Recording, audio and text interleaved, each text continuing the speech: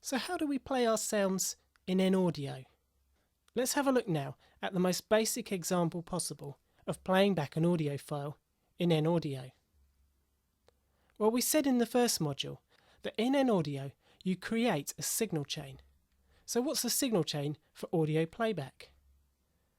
Well, the simplest signal chain for playing an audio file is to have an input connected straight to an output. In this case, the input is a file reader, and that's going to inherit from the WaveStream base class. And then the output is going to be a sound card, an output device.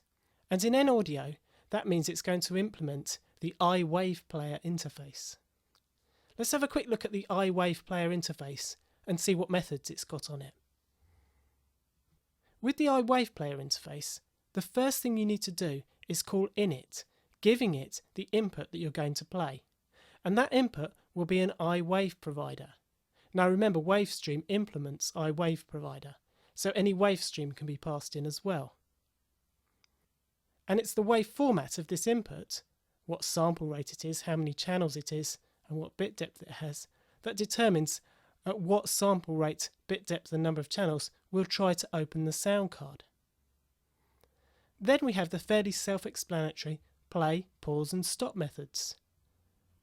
When you call play, that means begin playing. Play doesn't block until it's finished playing, it just means initialize playback. And we'll be discussing the difference between pause and stop in a minute. An iWave player can also report its playback state, telling you whether it's playing or paused or stopped. And it also has an event that it raises to tell you when playback has stopped, because that can be for a variety of different reasons. And all iWave players are also disposable. That's because you've opened a system resource, you've opened your sound card, so when you finish playing you really need to dispose it so the sound card can be used again for another purpose.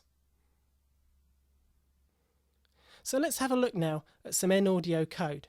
What we'll do is for our reader we'll use the MP3 file reader, and for our output device, our iWave player, we'll use the waveout object. Here you can see I've created a very simple WPF application, and I've added a reference to mAudio. We could have created a WinForms application, but I've chosen WPF for this one.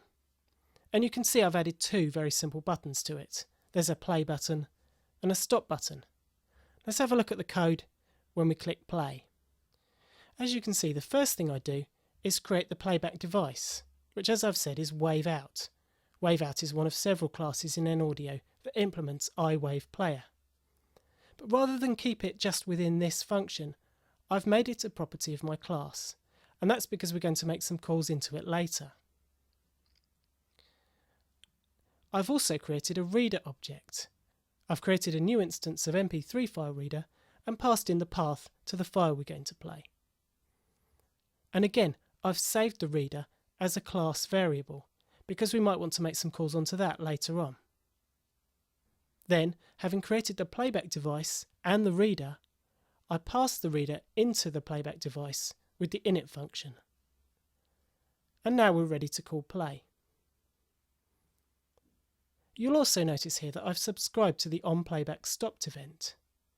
This will get raised when we reach the end of the file, or when we stop it using the stop button. And when that happens, I'm going to dispose the reader and the waveout device, so we don't keep any resources open. The code for the stop button is of course very simple. We just call stop, and this will cause the playback stopped event to get raised. So here you see the simplest possible code for playback using mAudio. We should probably tidy it up a little bit. If you click play twice in a row here, for example, you're going to leak some resources. And if you click stop before you click play, you're going to get a null reference exception. But this should give you a basic idea of how you get started. Let's quickly check that it works.